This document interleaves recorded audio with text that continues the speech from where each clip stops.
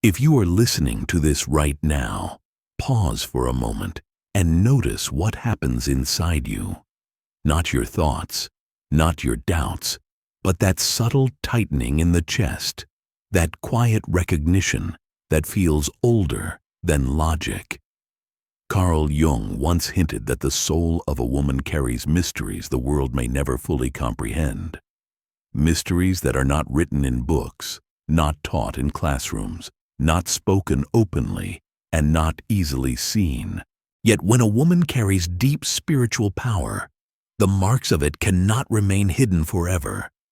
They do not show themselves through beauty, wealth, status, or charm.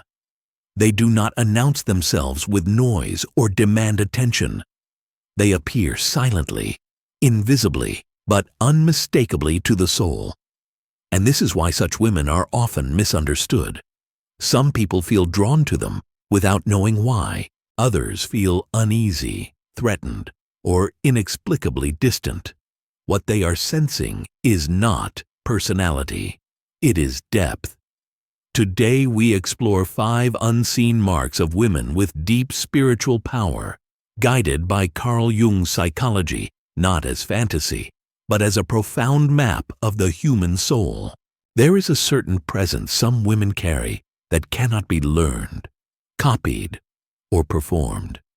This is the first unseen mark, a quiet presence that commands attention without seeking it. Imagine a crowded room filled with noise, laughter, and surface-level conversation. Then a woman enters without announcement. She does not raise her voice. She does not perform. She does not attempt to be noticed. And yet, something changes. The energy shifts. People glance in her direction. Conversations subtly slow. The atmosphere feels different, heavier, calmer, more focused. Jung referred to this phenomenon as the mana personality, an individual whose inner life has condensed into a kind of psychological gravity. This presence does not come from confidence tricks or social dominance.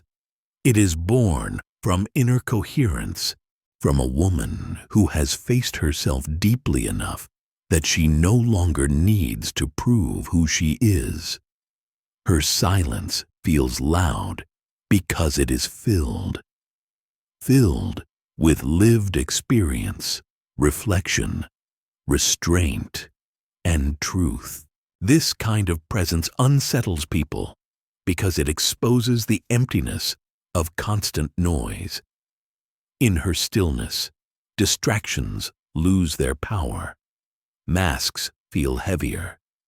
Some people feel comforted by this presence, as if they can finally breathe. Others feel uncomfortable because it reflects parts of themselves they have avoided. This presence cannot be faked. It is not charisma. Charisma seeks approval. This presence does not.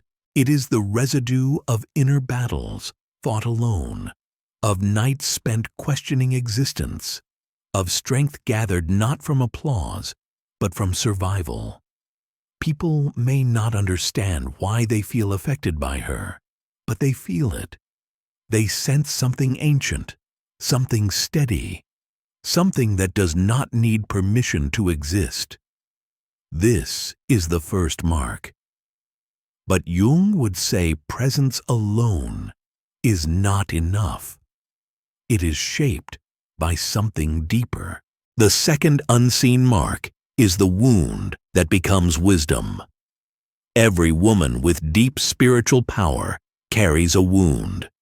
Not a superficial disappointment, not a minor heartbreak, but a wound that altered the trajectory of her life. A wound that forced her inward. It may have been abandonment, betrayal, loss, emotional neglect, or the pain of never being truly seen. Jung called this the wounded healer archetype. He observed that those who suffer deeply are often the ones capable of the greatest insight, not because pain is virtuous, but because suffering strips away illusion. For a spiritually powerful woman, the wound is not erased. It is integrated. While others hide their scars or harden around them, she allows the wound to teach her. This is why her understanding feels different. When someone speaks to her about pain, she does not rush to fix it.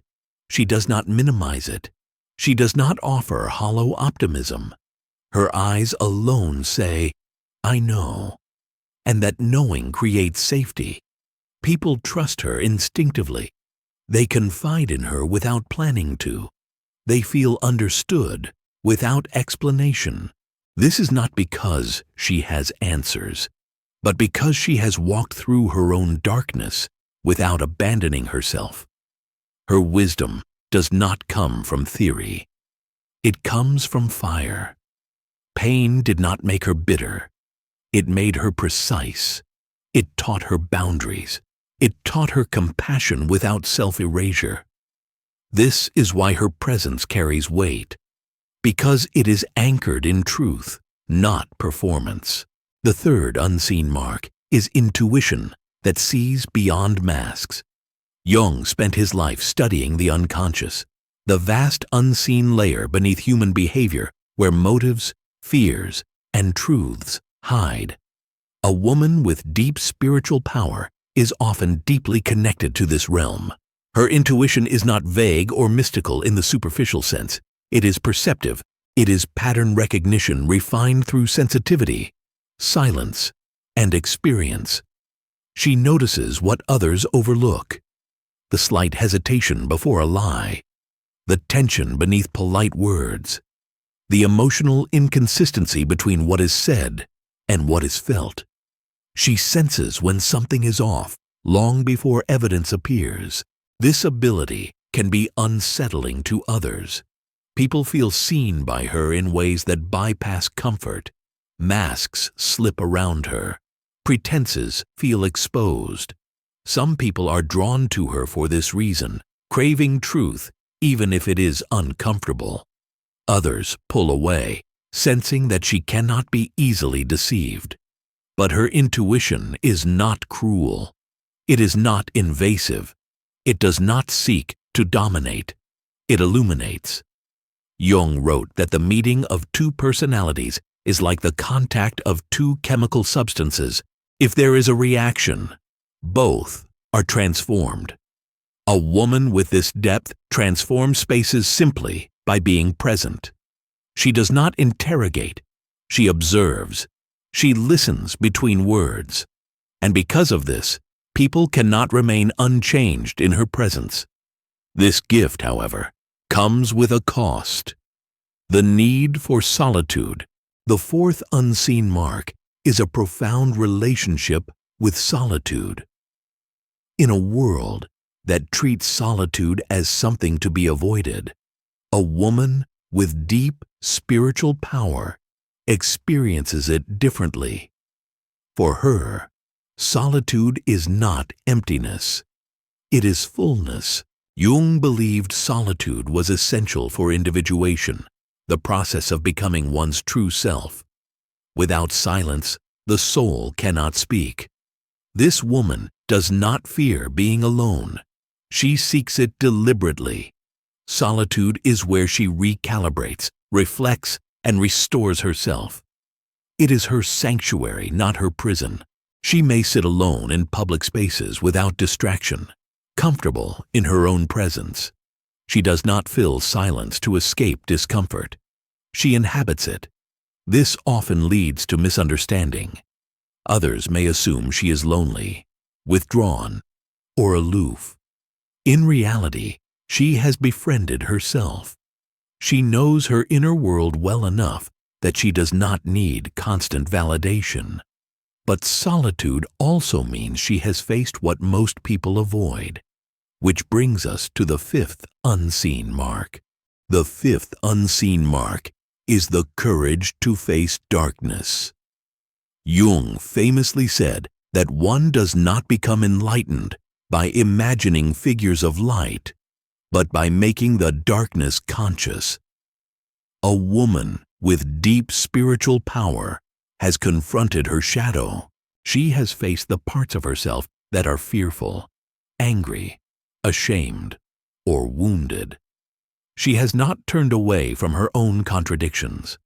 This confrontation is not dramatic or glamorous. It is quiet, terrifying, and deeply honest. It requires the courage to look inward without excuses. Because she has faced her own darkness, she does not fear it in others. She can sit with grief without flinching. She can witness pain without trying to escape it. She does not collapse under emotional weight because she understands it. Her strength does not come from denial of darkness, but from integration. She knows that light without shadow is illusion. Wholeness requires both. This is why storms refine her rather than destroy her. Chaos becomes instruction. Pain becomes transformation. And here is the paradox that Jung hinted at repeatedly. Women with deep spiritual power are almost always misunderstood. Their quietness is mistaken for distance. Their intuition is mistaken for judgment. Their solitude is mistaken for rejection. Their boundaries are mistaken for coldness. Their depth is mistaken for difficulty. But misunderstanding is not failure. It is evidence that they are not living at the surface. They are not meant to be easily categorized or consumed. If you recognize these unseen marks in yourself, understand this. They are not accidents. They are initiations, signs that your path is not meant to be shallow or easy, but meaningful. You were not chosen for comfort. You were shaped for truth.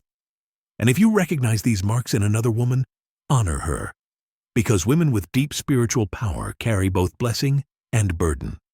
They are gentle and fierce, fragile and unbreakable, human and something more. Jung wrote that the privilege of a lifetime is to become who you truly are. For women with these unseen marks, becoming who they truly are is not optional. It is destiny. The question is not whether you carry this depth.